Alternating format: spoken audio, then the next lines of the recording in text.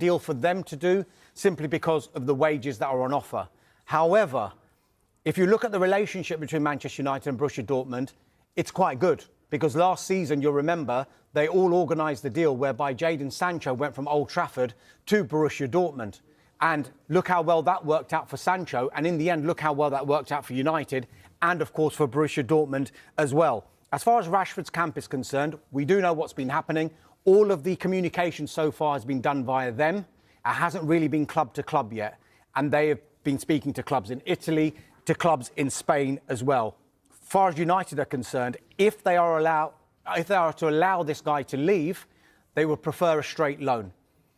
Get him playing football, get him to raise his market value, and then they can reassess Marcus Rashford's future in the summer. And while United accept that any kind of loan deal will involve them paying a huge portion of Marcus Rashford's wages, we'll talk about this a bit later on, but there are certain ways you can do these kind of deals where you can incentivise the wages, incentivise the performances, whereby the club who's allowing someone like Marcus Rashford to leave can still get good money for him. James, does Rashford need to go abroad? Is that going to be better for him than staying here, playing for another Premier League club? I think you'd have to say yes, really. It feels like it's a player that just needs rejuvenation in his life. He needs a fresh start. He needs a fresh focus. A lot of attention here in the UK, as we know, by the British media. We're talking about him here. He's filled the back pages for weeks now, it feels like, certainly since he decided to do that interview with Henry Winter. The opportunity to go abroad seems like that's a right fit. AC Milan, as Dharmesh mentioned originally, are interested in him, want to do a deal for him and have an opportunity to sign him. They've got an opportunity to sign one UK or Albanian player in this window. Now, that sounds really strange, but that's all down to non-EU players and Serie A regulations that they have. They can only make a certain amount of signings. So per season, normally they can sign 3 non-EU players plus one player from Britain or Albania. Now, that varies depending on what clubs have, how many non-EU players they've got in the squad already. So for AC Milan, for example, they made 2 signings in the summer.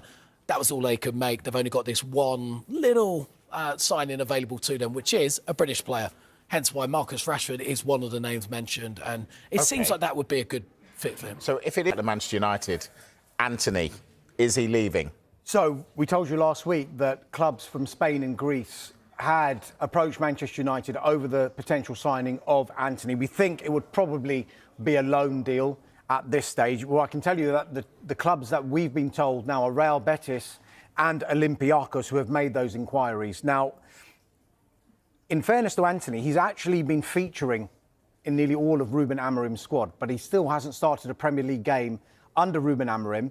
But not just that, he hadn't started a Premier League game under Erik ten Hag this season. So it seemed like Manchester United were edging towards, let's see if we can do some sort of deal to raise the market value. Clearly, United are not going to get anywhere near, if and when they decide to sell him permanently, the 80-odd million pounds that they spent on him to Ajax, 2 summers ago.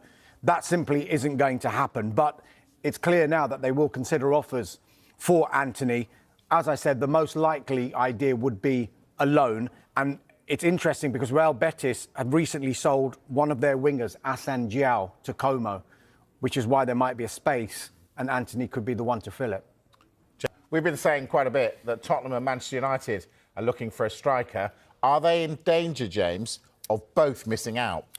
Look, there's a little bit of danger when they're looking at a player and potentially another club comes in. And we're talking about this man, Kolo Muani, again, been the talk of the transfer window pretty much daily. His name seems to be mentioned, but that's because moving parts to this are happening daily. Now, we understand Juventus are making a maximum effort possible to get the player on loan this season, and that's because they want to jumpstart those attempts by the likes of Tottenham, AC Milan and Manchester United in their attempts to get this player. Now, again, just talking about this player, PSG signed him for close to 90 million euros only 18 months ago.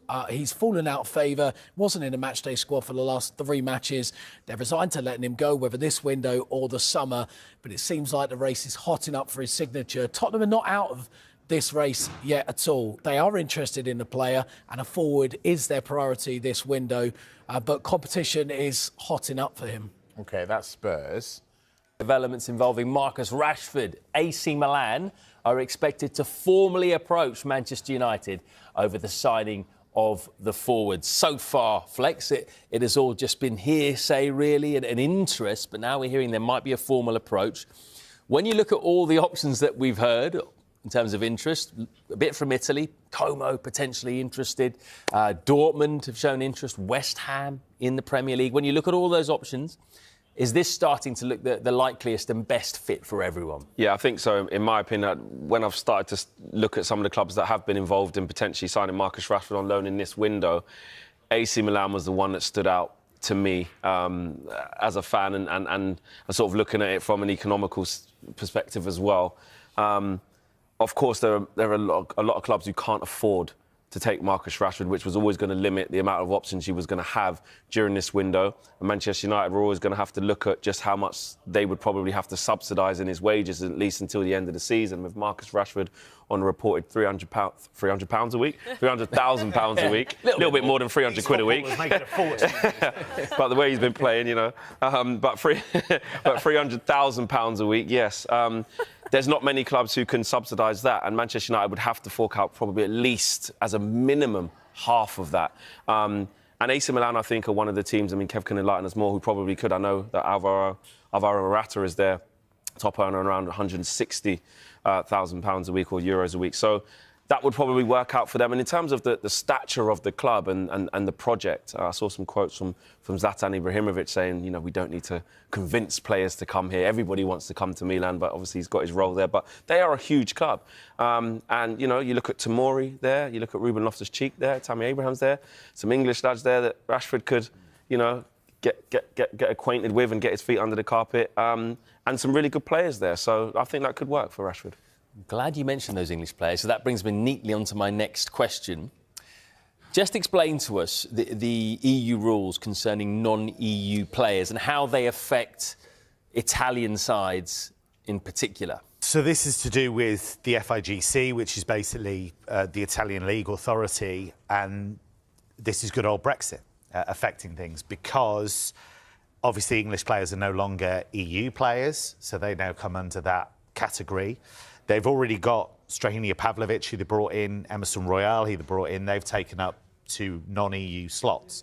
However, to kind of soften the blow, there was an adjustment made to the rules whereby you can sign a bonus player from Britain or from Albania. So they've looked at non-EU countries and said, OK, you can sign an extra player, but you can't sign 2. So the situation that Milan are in is if they went for Marcus Rashford, that's fine, but they couldn't then go for Kyle Walker in the same window. So they would have to make a decision between who to pursue. And we are hearing that Rashford is the priority for AC Milan, not Kyle Walker. So speaking of Walker, how does that affect his future? Where Antony, Flex, we are hearing that Real, Betis and Olympiacos now have made inquiries.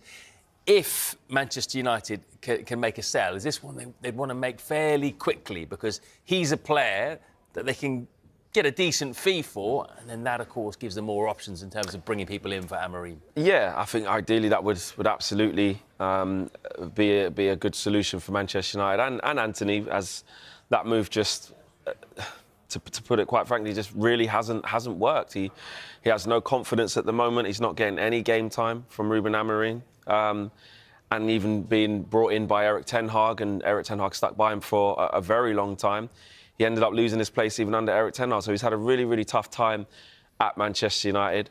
And again, we keep finding Manchester United in positions whereby they have players on huge sums of money. Antony reportedly on, you know, in excess of £200,000 a week. Again, in Europe, in January, it's very, very difficult to secure permanent moves, or again, without Manchester United subsidising a large part of that. But I think Ruben Amorim has made it clear that Antony's probably not going to be in his immediate plans. And I think if the right offer comes in for Antony that suits both the player and the club, I'm almost certain that Manchester United would accept it. Yeah, we heard about the Olympiacos interest a few days ago, actually. But what about Real Betis? Why do they want Antony? Well, I'd be surprised if they could do anything permanent. I think it would probably have to be a loan and probably, as Flex suggests, probably subsidised to some extent. But they're not scoring enough goals for a start. And I think there is a vacancy on the right-hand side of that team. Pablo Fornals, the former West Ham player, has played a lot of games in that position, hasn't maybe been as consistent as they'd have liked him to be. And I think he is the kind of dynamic player that can make a difference. I know people will laugh at that because they'll say he hasn't made an impact at all at Manchester United. But you take it back to the guy that didn't just play really well in the Eredivisie for Ajax, but also in the Champions League. I think that was the reason many people, including myself, thought this would work because he'd done it at a higher level in the Champions League. So for Betis, if they could bring him in on loan, give them a boost, get a few more goals in, creative-wise, I think that would help. Manchester United are about to make a signing. We are hearing Diego Leon, 17-year-old left wing-back from Paraguay, plays for Cerro Porteño in Paraguay. He's having a medical today ahead of finalising a pre-contract agreement for the summer. That looks like that's one for the future, probably 2, 3, 4 years' time. But, Molly, do you expect that to not be the only left wing-back that Manchester United sign this January? I'd be amazed if it was. I mean, Ruben Amorim's style of play, that 3-4-3 setup, they need high-energy wing-backs, quite frankly. I think, you know, both ends of the pitch. Diogo Dalot did a good job, in fairness, against Liverpool at Anfield, but I can't see him occupying that position on a full-time basis. Ahmad will return to right wing-back on a longer-term basis as well. So I think creativity on the left is badly needed, and that's not going to be satisfied for Ruben Amorim in just one player. Yeah, there's possible interest in Nuno Mendes from PSG as well. So anything happens there, we will. How about Randall Kolo Muani? It's a name that's popped up a few times already in this window. We're hearing Manchester United and Spurs have shown interest. But Juventus seems to be quite confident about getting over the line. Are they in pole position? Well, that's the link that has been the most enduring one. That seems to be, from the reporting in France and Italy, the move that Kolo Muani himself is really interested in making. I think they need another forward. Juventus, no doubt about that. I think there's too much reliance on Vlahovic. I think as well, they're not winning enough games. Too many draws for Juventus. So he's the kind of dynamic player that I think could get them winning a few more games. So I think he'll certainly leave Paris. It's just a question of where. Why don't Arsenal go in for him? Yeah, I think they should, personally. I think, you know, we talked about him last week, didn't we, about what he could bring to a team. He could play through the middle, he could play wide, so he could play on that right-hand side in place of Saka.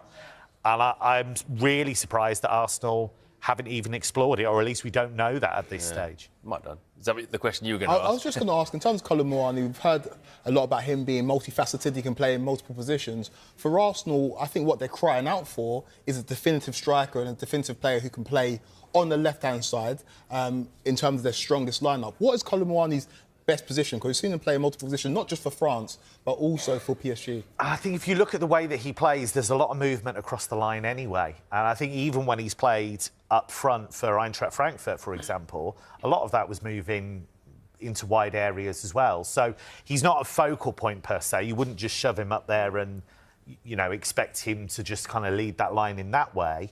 But I just think he's a top player. And I think at Paris it hasn't worked out. Luis Enrique doesn't fancy him. And so he needs a move. But I still believe the talent is absolutely there. Manchester United may need to get the approval of Jurgen Klopp to sign their replacement for Marcus Rashford after reportedly lining up a move for a Red Bull Salzburg forward.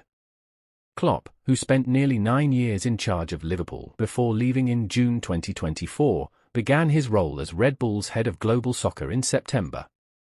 The German oversees the Austrian energy drink manufacturer's football portfolio across the world, which stretches from RB Leipzig in the Bundesliga to Bragantino in Brazil. That includes looking after affairs in Salzburg, with the Austrian side boasting one of the best scouting systems in Europe after unearthing gems such as Erling Haaland and Naby Keita in the past. And it seems the 56-year-old could have some say in United's 2nd January transfer after the Red Devils registered their interest in signing Nene Dorgales. The Malian winger has scored 11 goals in 57 appearances for Salzburg since making his debut in 2019, including in 14 games this term. And the 22-year-old has been attracting interest from several European clubs, not least United, who are looking to strengthen on a tight budget in January. According to Fabrizio Romano, United have asked Salzburg for the conditions on a possible deal for Dorgeles, including the transfer fee and his salary. The left winger's arrival would surely spell the end of Rashford's time at Old Trafford, as the United outcast continues to weigh up a move away this month. He has since returned to the substitutes bench, but the absence of the England international on the pitch suggests he could go. Rashford has been tipped to leave after claiming he needed a new challenge in December, sparking rumours of a move away from his boyhood club. West Ham, Tottenham and Arsenal have all been credited with interest in Rashford, who has over 350 appearances in a United shirt. But the Premier League trio won't be alone if Rashford's representatives succeed in convincing United to let him leave, with talks with Borussia Dortmund and Juventus also taking place over his possible transfer this month. A loan move looks to be the most likely outcome, as Rashford's wage demands and transfer fee would normally scupper any January move. AC Milan are thought to be leading the chase. However, when he was drawn on Rashford leaving Old Trafford, Amorim admitted he doesn't know if he would be staying or going.